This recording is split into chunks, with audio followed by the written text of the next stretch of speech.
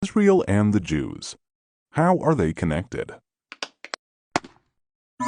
First, let's get something straight. Judea, Canaan, Holy Land, Zion, Israel, all are names for the same tiny piece of land. It's a country so small its name doesn't fit inside it. A bazillion years ago, Abraham, a nomadic visionary with a thin resume, has a hot idea for the first Israeli startup, a belief in one God. Needless to say, his stock tanks. Abraham persists, and when he's not persisting, he's begetting. His offspring move to Egypt because there are jobs, food, and beautiful beaches there, sort of an early Miami. But there's a snag. The jobs don't pay, and the hours are murder. The Egyptians enslaved the Israelites for hundreds of years until Moses, a great leader with a questionable sense of direction, unenslaves them and returns them to Canaan. En route to Canaan, the Israelites constantly bellyache. Tired of their whining, Moses climbs Mount Sinai.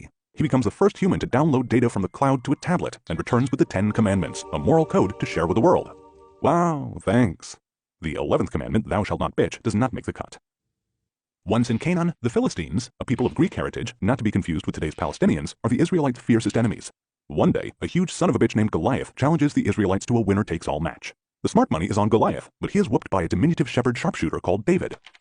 #Israelites for the win. The Israelites anoint David king, who makes Jerusalem Israel's capital. Yep, that's 1,000 years BC. The UN immediately condemns this as an immoral and irresponsible act that is meant to provoke the Palestinians. Not really. There was no UN, and 3,000 years would go by before the Palestinians would try to usurp this land. David's son Solomon builds the temple in Jerusalem. The temple has a good 400-year run playing to packed houses until the Babylonians destroy it. Most of the Jews are forced into exile. After 50 years in exile, the Jews are liberated by the Persians and are allowed to return home. They build a new temple atop the ruins of the first. Then Alexander the Great, a great Greek king and, you guessed it, another invader, destroys Persia and takes over Judea. The Jews and Alexander's heirs get along great until another Greek king, Antiochus the not-so-great, says, "Enough with the one God thing. All hail Zeus and friends." The Jews revolt and clobber the Greeks. Antiochus amasses a huge army and threatens the Jews. The Jews send a reply, "Fight me. We did not take any foreign territory. We merely recovered our ancestral lands." The Jews prevail and rededicate the temple. But how long can a good thing last in this neighborhood? A century later, Rome is at the gates and Judea becomes its vassal state. A Jewish baby named Jesus is born in Bethlehem. Jesus has new ideas, but he's accused of sedition. The Roman prefect sentences him to death. The new Jewish sect grows and becomes Christianity, which gives the world the gifts of bacon, eternal salvation, and a whole new set of books. The Jews tire of the Roman rule and finally say, "Enough already." They revolt against Rome. The Romans demolish the Jewish rebels and for good measure, and for absolutely no good reason, also pillage and demolish the Second Temple. 60 years later, the Jews ask for a rematch and beat the crap out of the Romans. The Romans send in the big guns, who ironically have no guns, and beat the crap out of the Jews again. The Romans take 2 out of 3. #not winning. This time, the Roman emperor decides to be a real pain in the butt. He scatters many of the Jews throughout the Roman Empire, and in the first of very many deliberate falsifications of history, he changes the area's name to, wait for it, Syria Palestina, after the Greek Philistines who became extinct 800 years earlier. So Palestine was not a people. It's a made-up name the Roman emperor maliciously attached to Judea, Israel, the land of the Jews. We'll get back to that later. Answer this. The Jews are occupying Palestine. True or false? Or bullshit. It's bullshit. The Jews are the aboriginal people of Judea. Like Greeks in Greece, Native Americans in America, Chinese in China, Jews can't occupy Judea. The quiz is over, and so is Rome. Karma sucks. With much of the Jewish population scattered, Muhammad, a charismatic leader, appears in what is now Saudi Arabia and unites diverse nomadic Arab tribes under the banner of Islam. After Muhammad's death, his followers conquer the land of Israel and build the Al-Aqsa Mosque atop the ruins of the first and second Jewish temples, Judaism's holiest site. Next up, the Dark Ages. Not a good time to be Jewish. The Middle Ages. Still very dark. Jews take the rap for the Romans' killing of Jesus and are subjected to random killing sprees, mob riots, expulsions, and monstrous persecution. Christian crusaders spend years trying to conquer Jerusalem from the Muslims. As soon as they succeed, they promptly begin to slaughter the Muslims and the Jews. Next, this total Kurd Saladin takes Jerusalem from the Crusaders. Oh wait, write this down. Saladin is not an Arab. He's a Kurd, born in today's eastern Turkey. Palestine is still just a misnamed geographical area. If some peddler of an alternate reality tells you that there was an independent Palestinian state or kingdom or whatever, you can politely ask him, what borders did it have? Who ruled it? From when to when did it exist? The squirming to try to explain it will be illuminating. Food for thought. If Palestine were some ancient Arab country, they probably would have had a different name for it. Just as there are Arabic sounds with no equivalent sounds in English, in the Arabic alphabet, not a single Arabic word has the P sound in it. Google it. Knock knock. Who's there? It's the Ottoman Turks. Their turn to conquer the Holy Land. They rule corruptly and peacefully for 400 years. So what happened to the Jews? Despite all attempts to eliminate, exterminate, exile, and forcibly convert the Jews, they consistently and continuously maintained a presence in the land of Israel. Jews from almost every country under the sun, in ghettos in Poland, under the Inquisition in Spain, and in concentration camps across Europe, focus their prayers on Israel, the only place where they have been able to do what every nation does, construct their own society according to their own ideals. Ready for a question? Okay. Jerusalem is just as sacred to the Muslims as it is to the Jews. True or false? 5 Pinocchios. Jerusalem is mentioned over 800 times in the Bible and 0 times in the Quran. 0 as in zip, nada, nil, not even once. Feel free to fact check. From its first days under King David, Jerusalem has served as the capital of only one nation, the Jewish nation. The 1880s see increased immigration of Jews returning to their ancestral homeland. The malaria-ridden swamps are drained and agricultural communities thrive in the once barren hills. The 19th century, revolutions and reforms are in the air. Nations crave freedom. The Jews around the world feel it's time. A journalist named Herzl founds a Zionist movement for the return of Jews to their homeland. As more Jews come to the Holy Land, the resulting economic boom attracts Arabs from as far away as Algeria and Syria. A quick quiz. The Jews are not a nation. True or false? The Jews are the only nation on earth that inhabits the same land, bears the same name, speaks the same language, and worships the same God that it did 3,000 years ago. You can argue with a taxi driver in Tel Aviv about which route to take using the same language that Moses used to lead the Israelites out of Egypt. World War I is over. The winners hold a conference in San Remo, Italy, called, for the lack of a more original name, the San Remo Conference, to redraw the map of the Middle East. They create new borders and new countries. An area approximating present-day Israel plus Jordan is given to England. Their assignment and sworn task is to establish thereon a national home for the Jewish people. There's no mention in the document of granting land to any non-Jewish entity. The plan is to give the Jews back the land taken from them by an endless string of empires. The plan is ratified unanimously by the League of Nations, today's United Nations. The Brits waste no time in screwing the Jews. They welch on their promise and give more than 3/4 of the territory to Abdullah, a Saudi prince, for another brand new Arab state called Transjordan. Maybe they mistook Abdullah for a Jew. As to the rest, guess what? Of all of the new borders and new countries created since World War I, the only area that is referred to as occupied by some and disputed by others is that tiny piece of land allocated to the Jewish people. All other decisions are considered binding by most of the world. To prove their claim to the entire land of Israel, the Arabs launched terrorist attacks against the Jews. Now, by this time, everyone living in the area called Palestine is called a Palestinian. This includes all the Jews, Arabs, Muslims, Druze, Christians, and a camel named Benny. In Europe, the satanic Nazis are dedicated to exterminating all the Jews. Jews everywhere fight on the side of the Allies. The Central Arab leader, the Grand Mufti of Jerusalem, meets with Hitler, and he's not there to talk about buying a summer home in Bavaria. 6 million civilian Jews, including 1.5 million Jewish children, are exterminated before the Nazis are defeated. But we digress. The land of Israel does not belong to the Jews as compensation for their suffering. It is theirs by indisputable aboriginal rights derived from their indigenous birth and uninterrupted presence for over 3,000 years. The Holocaust is over, but Arab attacks against the Jews of Palestine continue. Now, an actor who has disappeared 2,000 years ago comes for an encore, the armed and proud Jew. The Jews in their ancestral land of Israel establish armed organizations to defend themselves against Arab terrorists. When the British government closes the ports of Palestine and locks the Jews of Europe together with their exterminators, Jewish militias fight to expel the despicable Brits from the land of Israel. I say. After endless, fruitless peace talks to try to get the Arabs to accept any Jewish homeland in Israel, the British have had enough. They peace out and dump the problem on the newly created UN. The UN decides to divide the remaining small territory into the first Jewish state in nearly 2,000 years, a 22nd Arab state, and a third significant area that includes Jerusalem that would be internationally controlled. By 2021, the world is blessed with 56 Islamic countries, over 100 Christian majority countries, and one tiny Jewish state. So that you understand, the entire territory allocated to the Jews is about the size of Connecticut. Today's Israel is slightly larger than New Hampshire. Egypt is 36 times as large as Israel, and the United States is 350 times as large. The Jews accept the UN proposal. Remember the phases? That's your land. Okay. No, actually, that's the only part you get to keep. Okay. No, as a matter of fact, this is the only part you get. Oy vey. The Arabs reject even this plan, vowing to push the Jews into the sea. Having a massive numerical advantage, 5 Arab states, each with a standing army and a total population of over 30 million people, attack the newborn state of 600,000 Jews. It's David versus 5 Goliaths. 1,000,000 to 1 shot comes in. David wins again. Israel repels the attacks and declares its independence. 711,000 Arabs flee from Israel. 156,000 Arabs choose to stay and are brutally given Israeli citizenship and civil rights. 850,000 Jews are driven out of the surrounding Arab countries. Jordan annexes the West Bank, including the holy sites in Jerusalem. They sack, loot, pillage, and desecrate every synagogue and Jewish cemetery in its territory. Egypt claims Gaza. Despite total Arab control of the West Bank and Gaza from 1948 to 1967, the Arab world does not establish a Palestinian state there. Do you get this? They have total control of the so-called occupied territories, and they don't create a Palestinian homeland.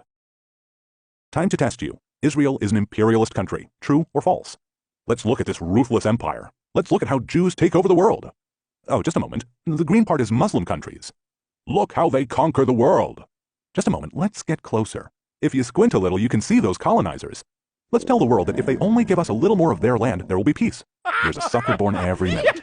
But now, Israel commits the most horrific racist genocide of all times. From the 156,000 Arabs that decide to stay in Israel after the war in 1948, only 472,000 are left by 1972, and a mere 875,000 by 1990. And wow, this just in, only 2 million Arabs are left in Israel by 2021. Guess how many Jews are still in Arab lands?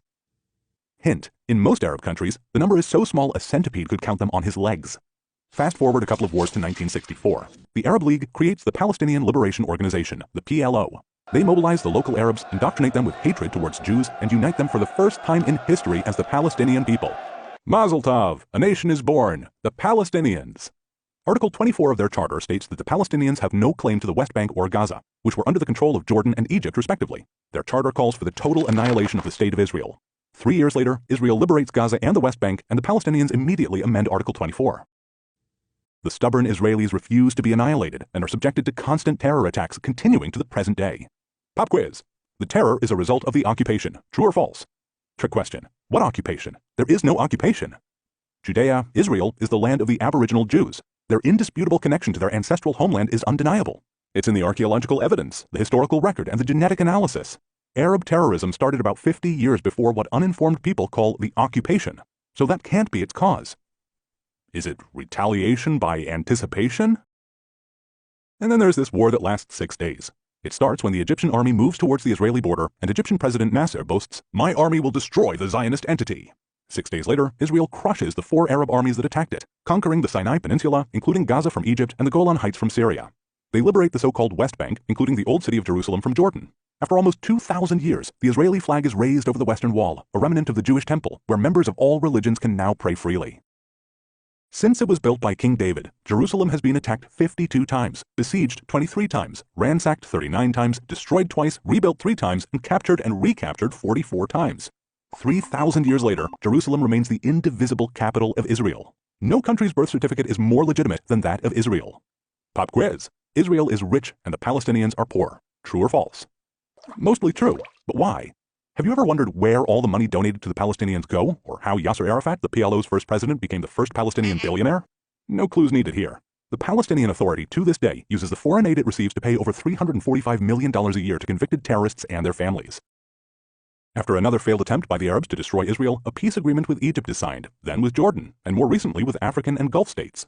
It just goes to show, when Israel has a partner for peace, it doesn't take long for peace to materialize. Pop quiz. Israel is an apartheid state. True or false? Hogwash. Over 20% of Israelis are Palestinians with full and equal rights. Among Israeli Palestinians are doctors, Supreme Court justice, generals, a Miss Israel, and members of parliament. The Arabic language is recognized under special status in Israel.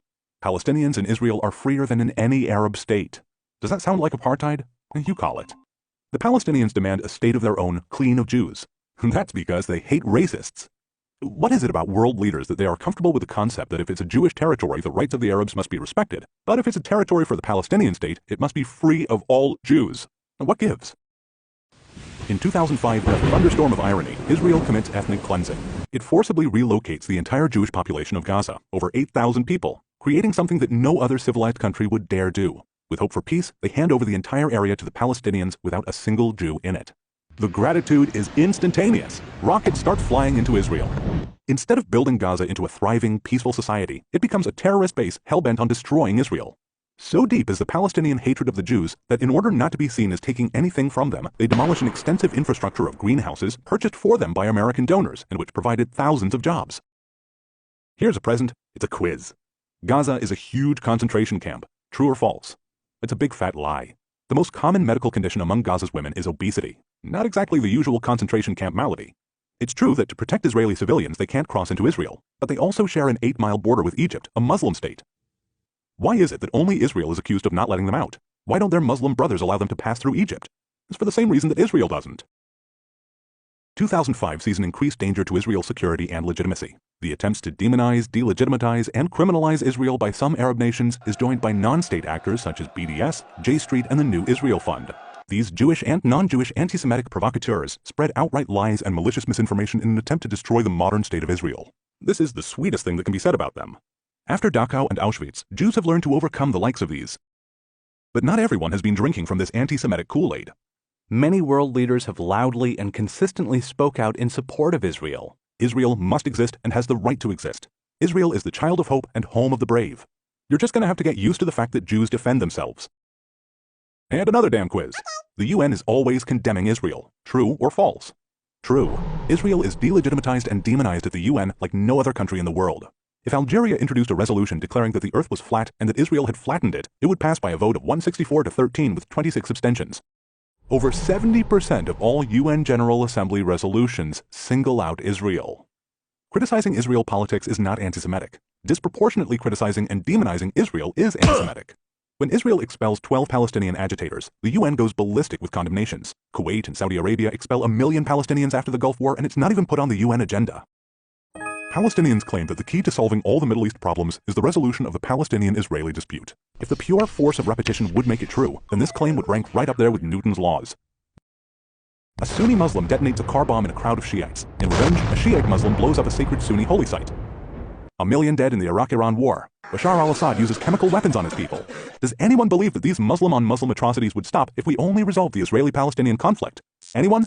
The Arabs could have had peace with Israel on very easy terms at any time since 1948. Every Israeli government attempts to reach a peace agreement with the Arabs. The so-called two-state solution is rejected again and again and again and again. President Trump's peace plan is rejected by the Palestinians sight unseen. That's more rejection than you get in show business. Last pop quiz, promise. If the Palestinians lay down their weapons, there will be no more war. If Israel lays down its weapons, there will be no more Israel. True or false? Unfortunately, true. Israel hopes for peace, although the Palestinians' answer is always the same. No! From the river to the sea, Palestine will be free. We promised to get back to that, and well, we are back. Palestine today is free, and once again called by its aboriginal name, Israel. Someday, Palestinian leaders will rise who love their people more than they hate Jews, and peace will descend on the region, and the Palestinians will become partners to Israel's incredible story of achievements, prosperity, and quality of life. For a transcript of this video, complete with the sources for all the information provided here, please go to therealhistoryofisrael.com.